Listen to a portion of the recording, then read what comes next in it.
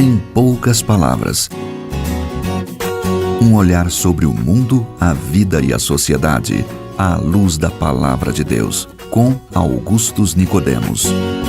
Está entrando no ar mais uma edição do nosso programa Em Poucas Palavras, o programa da Primeira Igreja Presbiteriana de Goiânia. Comigo, pastor Augustus, da Primeira Igreja Presbiteriana de Goiânia. Olá, pastor.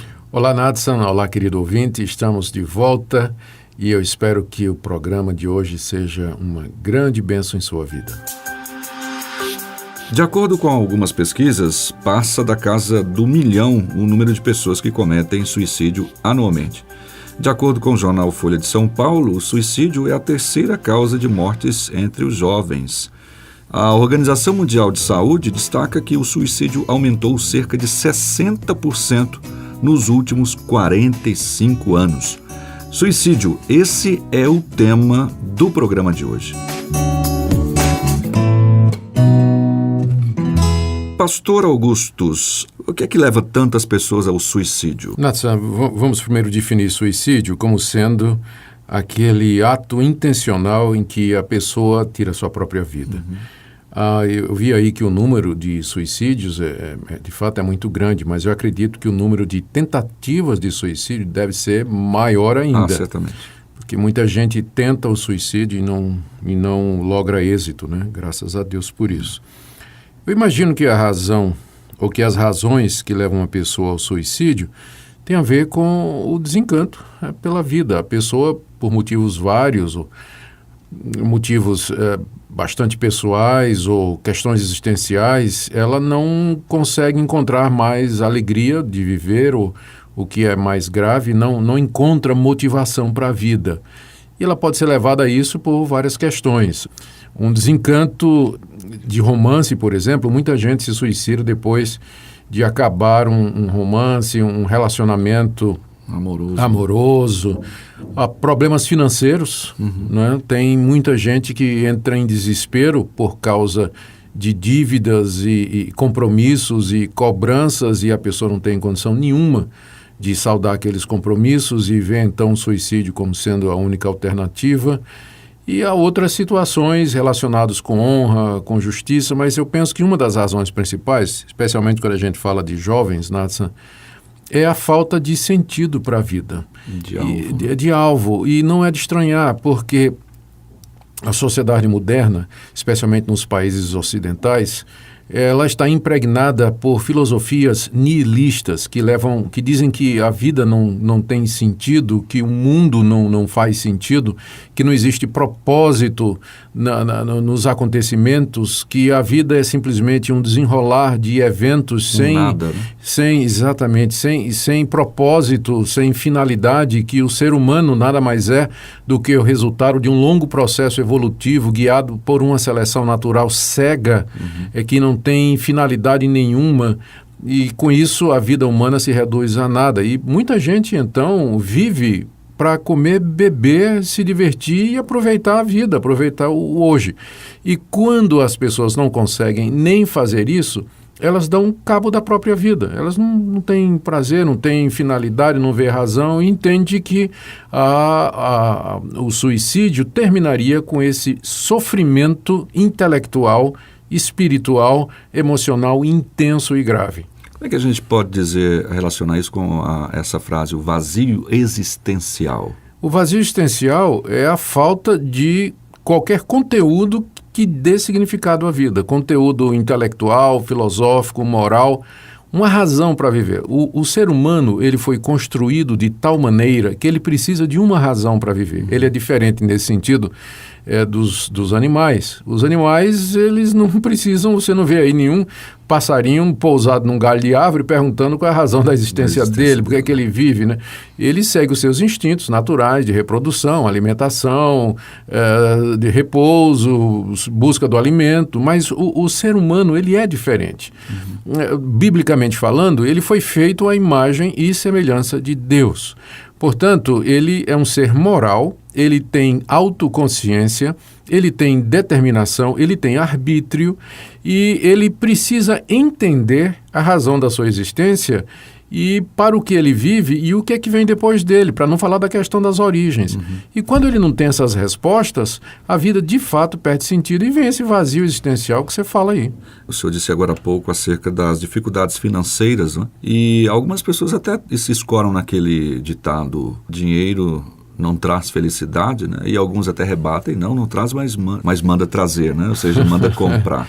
E a gente chega à conclusão de que, se de fato o dinheiro fosse a razão existencial, os ricos não se suicidariam. Pois é, e está aí a história para desmentir exatamente isso aí, né? Muitos ricos cometem suicídio, muitas pessoas de posses, muitas pessoas de situação tranquila, contudo não conseguem encontrar, apesar de todos os recursos financeiros que têm, não conseguem encontrar uma razão para viver. Como é que a Bíblia encara essa prática, o suicídio, pastor? Olha, não há uma passagem bíblica clara sobre isso. Eu sei que você já ouviu alguém dizer assim: está escrito, o suicida não entrará no reino de Deus. Mas não tem essa passagem na Bíblia. Porque a Bíblia foi escrita numa cultura onde o suicídio não era prática entre os judeus. O suicídio, embora certamente havia. E o pano de fundo cristão dá às pessoas uma razão para existir. O cristianismo apresenta às pessoas respostas para as questões existenciais mais profundas que nós já mencionamos aqui.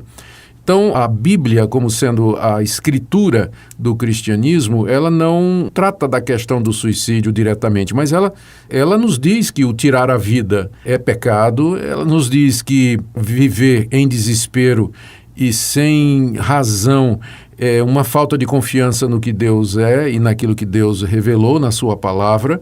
A Bíblia nos convida a encontrar razão e significado na pessoa de Jesus Cristo, que é o caminho, a verdade e a vida. Então, é claro, eu diria que, à luz da Bíblia, o suicídio é pecado. Eu apenas diria que não é o pecado imperdoável, porque tem também, você já deve ter ouvido as pessoas dizendo, né, que quem se suicida vai direto para o inferno. Pode ser que a pessoa vá direto para o inferno, mas eu não creio que é pelo ato do suicídio em si, mas por outros pecados e outras situações. No caso de uma pessoa chegar a um desespero extremo, que não vê mais esperança nenhuma, então, nesse caso, lhe faltou a fé em Jesus? Não fé no sentido salvador, Nathan, porque eu creio que mesmo uma pessoa que creia em Jesus Cristo como seu Senhor e Salvador, ela pode ser de tal maneira afligida pelas circunstâncias, pelo pecado que ainda habita no seu coração, pelo mundo, ou de tal forma até oprimida, não possessa, mas oprimida por Satanás, que ela pode chegar a um caso extremo em que ela resolva tirar a própria vida. Há alguns casos na Bíblia de homens de Deus que chegaram a pensar nessa possibilidade. Como, por exemplo, o profeta Elias. Teve uma hora na história de Elias, quando ele se viu perseguido pela rainha Jezabel, que ele pediu a Deus, né, para morrer. Ele não teve... Da morte logo, né? Não, ele queria morrer logo. O profeta Jonas, naquele episódio do capítulo último do seu livro, quando Deus tira a sombra que vinha através de uma planta, ele diz: melhor é morrer do que viver, eu quero morrer. Não é? E Deus disse que não era hora dele fazer isso. É claro, nada disso justifica, né, a ideia do suicídio. O que eu estou apenas querendo dizer é o fato de que uma pessoa que crê no Senhor Jesus como Senhor e Salvador, ela pode, em circunstâncias extremas, ser muito tentada a cometer suicídio e, eventualmente, isso, eu creio, pode acontecer. Há casos recentes, da história recente, de gente reconhecidamente crente no Senhor Jesus, que no meio de tribulações e sofrimento extremo chegou a fazer isso aqui. E há também uma outra situação, Nathan, que eu acho que a gente tem que levar em consideração, é que em alguns desses casos de suicídio que eu acompanhei assim, né, pelo noticiário, vi e tudo, ficou comprovado que a pessoa estava tomando medicamentos que acabavam induzindo esse tipo de atitude. Então existe ainda essa possibilidade, né, de que a pessoa está alterada, a sua concepção de realidade, o seu julgamento está alterado quimicamente por causa de um medicamento ou droga que ele está tomando. Tá, em vista disso, nós chegamos à conclusão aqui, pelo que eu percebi, que a Bíblia, ela diz que todo tipo de atentado à vida, ela é uma prática pecaminosa. Sim, certo? Não matarás, né? Seria a quebra desse mandamento. Bom, talvez algum ouvinte esteja com uma tendência, né, suicida, alguma coisa desesperada, e o nosso programa pode trazer alguma esperança. Como é que a gente pode ajudar, à luz da Bíblia, pessoas com esta tendência? Eu diria que a pessoa deveria, primeiro, né, tirar da cabeça e do coração qualquer ideia suicida, porque isso não vem de Deus, isso não representa o final do sofrimento, porque o que a Bíblia nos diz é que depois da morte vem o juízo e o julgamento de Deus. E se a pessoa não conhece a Cristo como seu único e suficiente Salvador, essa pessoa terá que dar conta a Deus dos seus pecados e das suas transgressões num local e num estado que a Bíblia chama de inferno e que descreve como sendo um local de sofrimento eterno. Então, o suicídio, longe de ser um passo para o alívio e o descanso, pode ser a entrada do sofrimento eterno.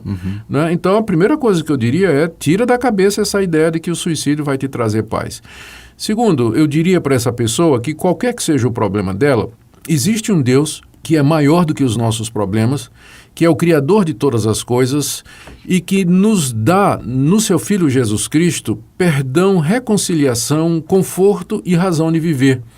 E que essa pessoa haverá de descobrir, na pessoa de Jesus Cristo, essa motivação que lhe falta e a solução para os seus problemas. Eu não estou dizendo que Deus vai mandar um anjo com 2 sacolas de dinheiro para resolver o problema da pessoa, ou vai tirar aquela doença terminal que assombra a pessoa e que faz ela desejar a morte. Ele pode fazer isso. Mas o que eu estou dizendo é que no meio desse sofrimento todo, a pessoa vai encontrar, de fato, o que lhe falta. Compreensão. Por que existe isso? Por que ela está sofrendo? E ela vai perceber, vai saber que Deus enviou seu Filho Jesus Cristo para experimentar um sofrimento muito maior na cruz do Calvário, para que nós pudéssemos ser livres do sofrimento final, que é indescritivelmente maior do que qualquer coisa que nós passamos aqui, que é o sofrimento no inferno. Cristo experimentou o inferno por nós na cruz. Então, eu diria a você, querido ouvinte, que está me escutando e em cuja cabeça, se na sua cabeça tem passado essas ideias de suicídio, lembra das palavras de Jesus: vinde a mim, todos vós que estáis cansados e oprimidos, eu vos aliviarei. Volte-se para Deus agora, busque-o em oração e você encontrará nele, na pessoa de Jesus, alívio, perdão e razão para a sua existência. Então, nós trouxemos aí esta palavra de orientação e de conforto, de esperança, né? Porque, na verdade, às vezes se perde a esperança, né, de dias melhores, e você, então, ouviu um recado que é importante. Nós vamos ficando por aqui, pastor. Muito obrigado, querido ouvinte, pela sua audiência, e nos vemos amanhã, se Deus quiser. Se a tristeza invade a alma e o olhar já se perdeu, não consegues ver o brilho da manhã que já nasceu.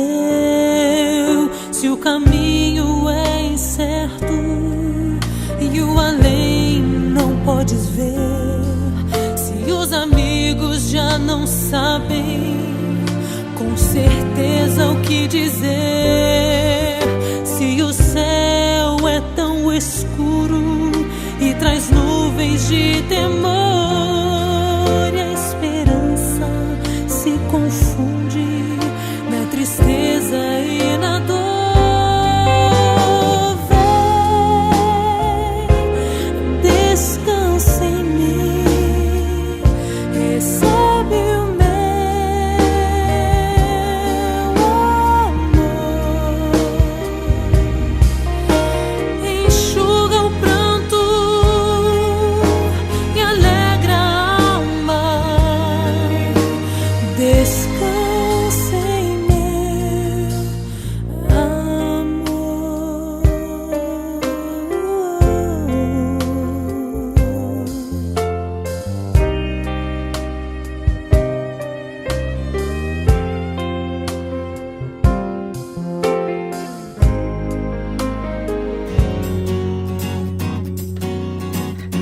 Em poucas palavras, um olhar sobre o mundo, a vida e a sociedade, à luz da Palavra de Deus. Apresentação: Nadson Matias. Comentário: Augustus Nicodemos. Um programa da Primeira Igreja Presbiteriana de Goiânia.